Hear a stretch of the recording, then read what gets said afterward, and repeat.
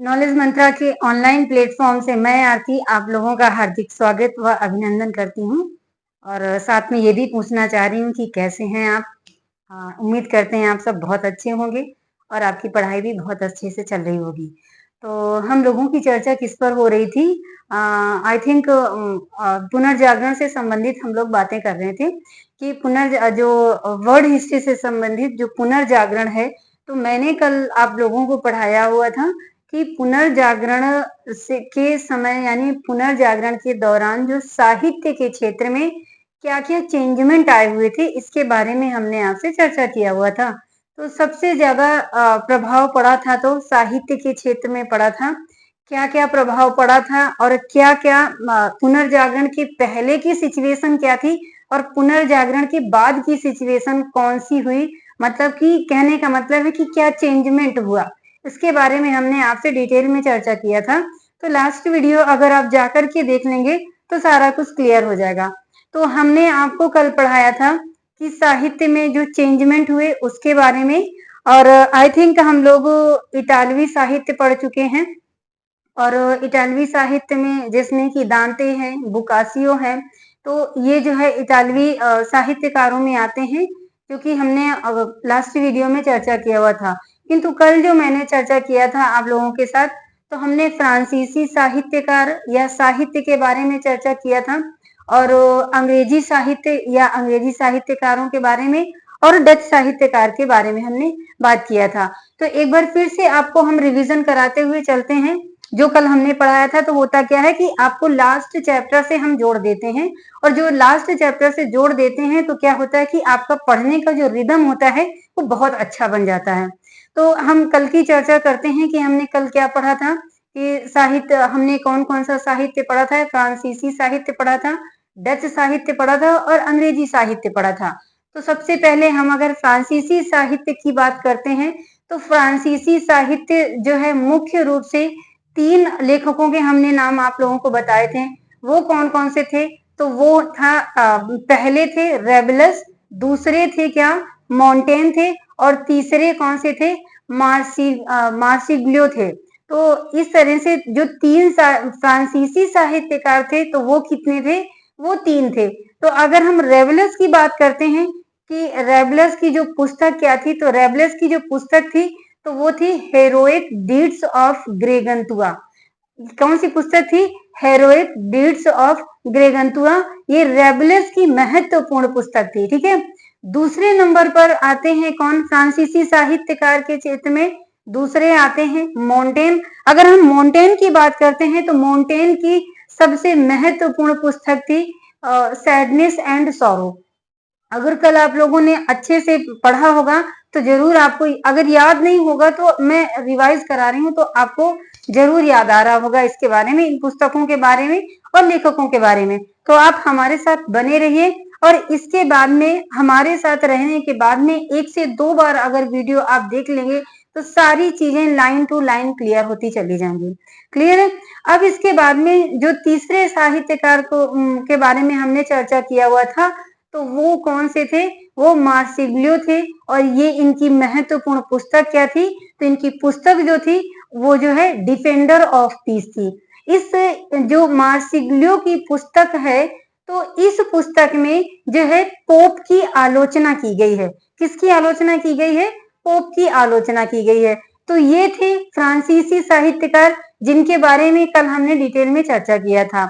अब दूसरे नंबर पर अंग्रेजी साहित्य की हम बात करते हैं कि कौन से अंग्रेजी साहित्य की बात करते हैं जो कि पुनर्जागरण के दौरान जो साहित्यकार फेमस हुए और कौन सी पुस्तकों ने इन साहित्यकारों को फेमस किया, इसके बारे में हम आपसे डिटेल में चर्चा कर चुके हैं। लेकिन अभी हम लास्ट की क्लास से आपको जोड़ने की वजह से एक बार रिवीजन आपको करा रहे हैं। तो अगर हम अंग्रेजी साहित्य की बात करते हैं तो अंग्रेजी साहित्य के क्षेत्र में जो है इसमें भी 4 जो है मुख्य रूप से निकल करके आते हैं साहित्यकार। तो वो कौन-कौन से थे? पहले थे जेफरी चौसर, जिनको जो है अंग्रेजी साहित्य का क्या कहा जाता है? जनक कहा जाता है। किसको? जेफरी चौसर को। इनकी पुस्तक 2 थी मुख्य रूप से, एक थी कैंटरबरी टेल्स और दूसरी थी ट्रायल्स एंड कैसिडा। ट्रायल्स एंड कैसिडा, ये जो है इनकी प्रेम कथा है, जिसमें कि ट्राय जो है प्रेमी होता है और कैसिडा प्रेमिका होती है। युद्ध के दौरान ये दोनों मारे जाते हैं। तो इन्हीं की प्रेम कथा के बारे में जो है जेफरी चौसर ने जो है क्या किया है, वर्णन किया है। इसके बाद में दूसरे आते हैं कौन, टॉमस मोर। तो टॉमस मोर की पुस्तक कौन सी है, यूटोपिया है, जिसने इनको बहुत प्रसिद्धि दिलाई। इसके बाद में तीसरे जो हैं, तो तीसरे हैं विलियम शेक्सपियर। तो विलियम शेक्सपियर, आई होप इनसे आप लोग बहुत अच्छे से परिचित होंगे। तो ये 9th और 10th में पहले जो है इनकी बहुत अच्छी कई सारी पुस्तकें हम लोगों ने पढ़ा था। साहित्य के क्षेत्र में कौन कौन सी हैं, तो लगभग ये ऐसी शख्सियत हैं अंग्रेजी साहित्यकारों के क्षेत्र में कि इनसे कोई भी अननोन नहीं है, सारे लोग परिचित हैं। ठीक है, तो ये तीसरे नंबर पर कौन आते हैं, विलियम शेक्सपियर हैं। हमने कल लास्ट वीडियो में जो है विलियम शेक्सपियर की कई सारी पुस्तकें बताई थी, जिसका आपको वीडियो में जो लास्ट वीडियो है उसको देख लेंगे तो सारी चीजें क्लियर हो जाएंगी। लेकिन कुछ पुस्तकें हैं जो कि मुझे याद आ रही, मैंने आपको बताया था कि अगर हम बात करते हैं जूलियस इनकी विलियम शेक्सपियर की, तो एक इनकी पुस्तक थी बहुत फेमस, कौन सी थी, merchant of navy, sorry merchant of Venice. और इसके बाद में दूसरी कौन सी थी, रोमियो जूलियट। और इसके बाद में एक और थी एज यू लाइक इट। तो ये इनकी बहुत साहित्य के, अंग्रेजी साहित्य के क्षेत्र में जो है बहुत महत्वपूर्ण पुस्तकें जो है साबित हुई हैं। और फिर हमने लास्ट में आपसे चर्चा किया हुआ था डच साहित्य। तो डच साहित्य में हमने सिर्फ और सिर्फ एक इतिहासकार का नाम बताया था, तो वो इतिहासकार थे इरेस्मस। इरेस्मस की पुस्तक है द एज ऑफ वैली। क्या है, द एज ऑफ वैली। ये इरेस्मस की ऐसी पुस्तक है जिसमें धर्म पर जो है व्यंग किया गया, यानी धर्म पर कटाक्ष किया गया है, धर्म की आलोचना की गई है। कौन सी, इरेस्मस की पुस्तक द एज ऑफ वैली। तो ये इरेस्मस कौन से साहित्यकार हैं, तो ये डच साहित्यकार हैं। तो डच साहित्य में क्या क्या चेंजमेंट हुआ, कौन कौन से इतिहासकार थे और उनकी कौन कौन सी पुस्तकें थी, इसके बारे में हमने आपसे डिटेल में चर्चा किया। और किस पुस्तक में जो है किस पुस्तक में इन सारी पुस्तकों की विषय वस्तु क्या है, इसके बारे में भी हमने आपसे डिटेल में चर्चा किया है। अभी अगर नहीं समझ में आ रहा तो लास्ट वीडियो आप अगर देख लेंगे सारी चीजें क्लियर हो जाएंगी। तो आज हम लोग पढ़ने वाले क्या है, आज हम लोग पढ़ने वाले हैं कि पुनर्जागरण के समय पर कला में कौन कौन से प्रभाव पड़े या क्या क्या चेंजमेंट हुआ, इसके बारे में हम डिटेल से चर्चा करने वाले हैं आपके साथ। तो हमने साहित्य कंप्लीट कर दिया कि पुनर्जागरण काल में साहित्य में क्या क्या परिवर्तन हुए, कौन कौन से साहित्यकार थे। आज हम चल रहे हैं किस तरफ, आज हम चल रहे हैं कला के क्षेत्र पर क्या क्या प्रभाव पड़े। तो कला के क्षेत्र की अगर हम बात करते हैं तो पुनर्जागरण काल में मुख्य रूप से 4 क्षेत्रों में बहुत व्यापक मात्रा में प्रभाव पड़े। तो वो 4 क्षेत्र कौन कौन से थे, एक था चित्रकला, चित्रकला के क्षेत्र में भी व्यापक प्रभाव पड़ा। फिर इसके बाद में मूर्ति कला के क्षेत्र में भी व्यापक प्रभाव पड़ा। फिर स्थापत्य कला के क्षेत्र में भी बहुत व्यापक प्रभाव पड़ा। तो आइए हम एक एक के बारे में हम आपके समक्ष डिटेल में चर्चा करते हैं। तो सबसे पहले हम चर्चा करने वाले हैं क्या, कि चित्रकला के क्षेत्र पर पुनर्जागरण के समय क्या क्या प्रभाव पड़े, इसके बारे में हम आपसे डिटेल में चर्चा करने वाले हैं। तो अगर हम इनकी बात करते हैं कि चित्रकला के क्षेत्र में क्या क्या प्रभाव पड़े, तो सबसे बड़ा प्रभाव क्या पड़ा कि पुनर्जागरण के जो पूर्व की चित्रकला होती थी वो किससे संबंधित होती थी, ये धर्म से संबंधित होती थी। यानी कि जो भी चित्र बनाए जाते थे वो धर्म से संबंधित ही चित्र बनते थे। हमने लास्ट वीडियो में आपको बताया था कि चाहे विज्ञान का क्षेत्र हो, चाहे साहित्य का क्षेत्र हो, चाहे कला का क्षेत्र हो या XYZ कोई भी क्षेत्र हो, हर क्षेत्र में क्या हावी था, धर्म हावी था। सिर्फ और सिर्फ धर्म ही सब कुछ था।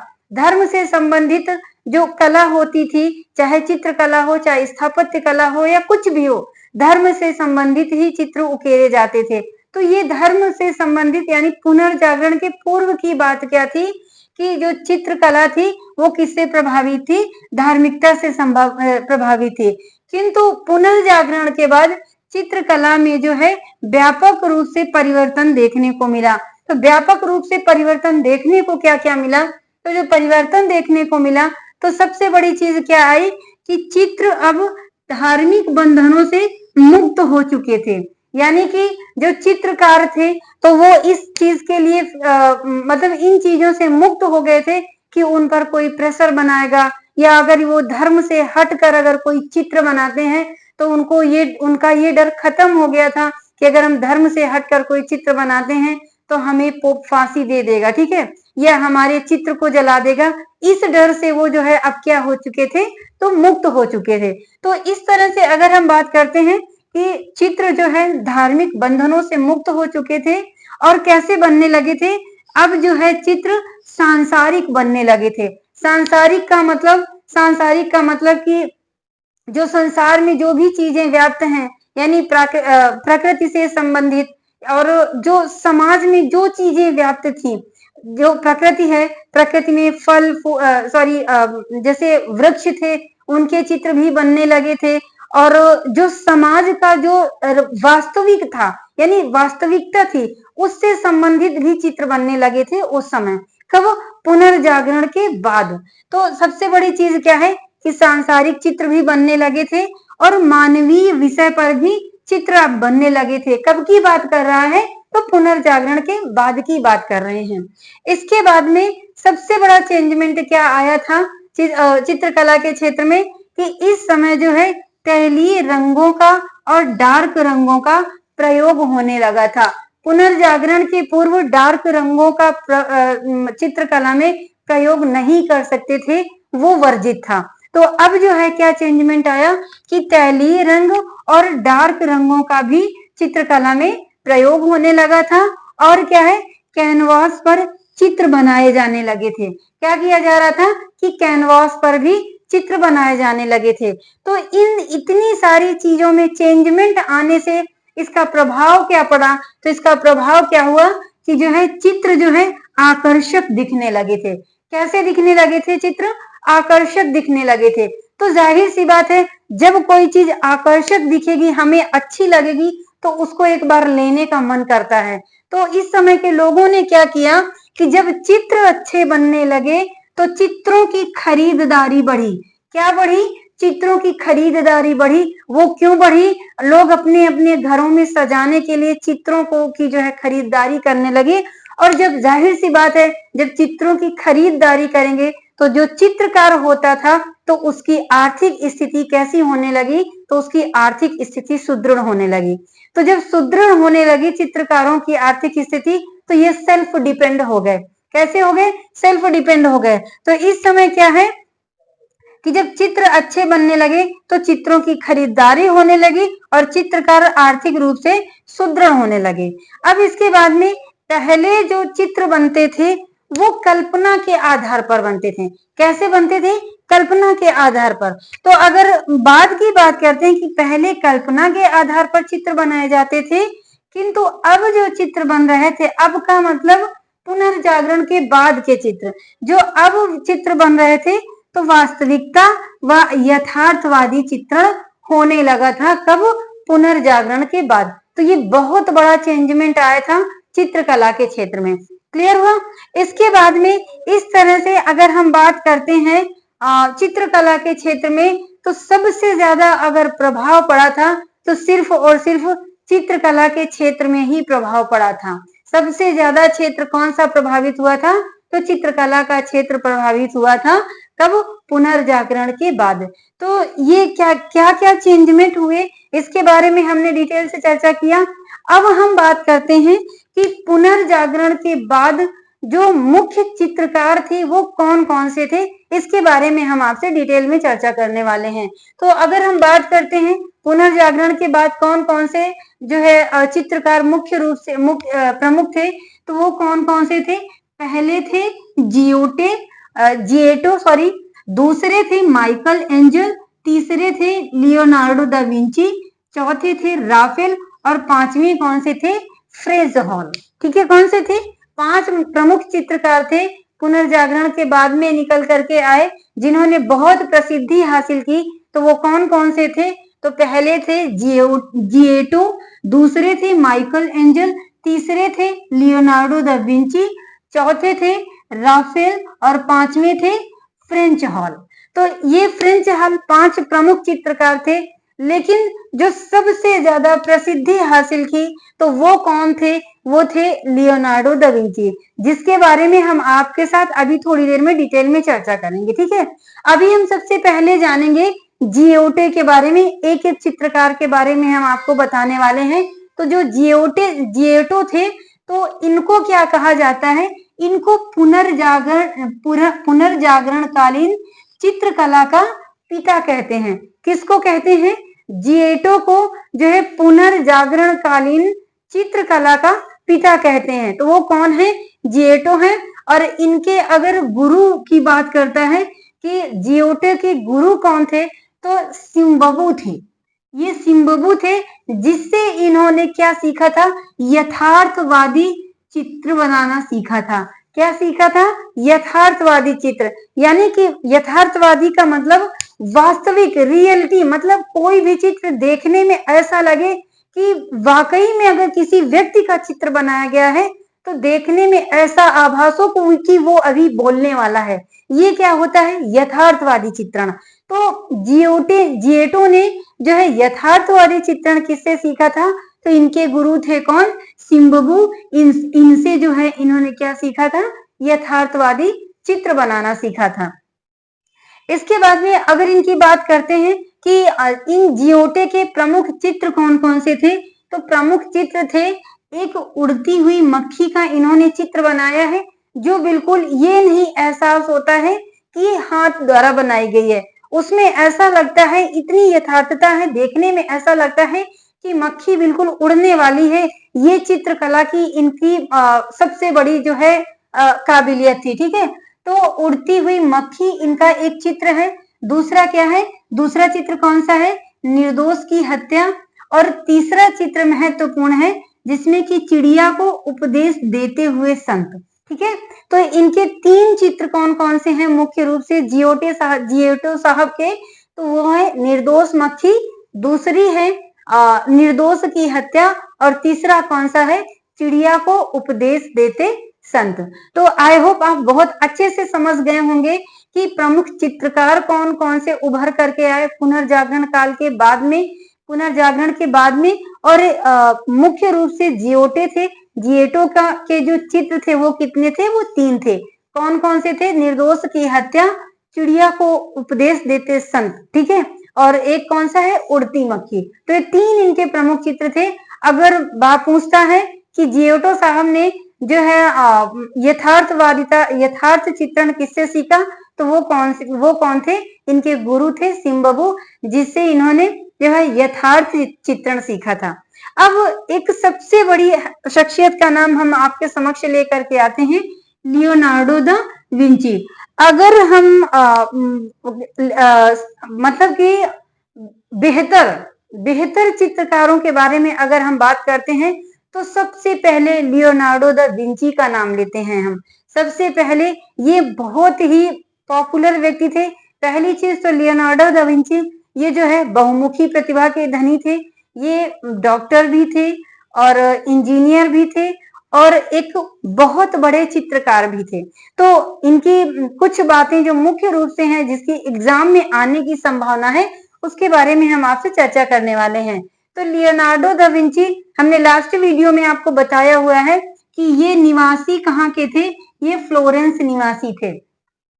और इनकी उपाधि के बारे में अगर पूछता है, तो उपाधि कौन सी है? तो रैनसा मैन की उपाधि है इनकी। किसकी?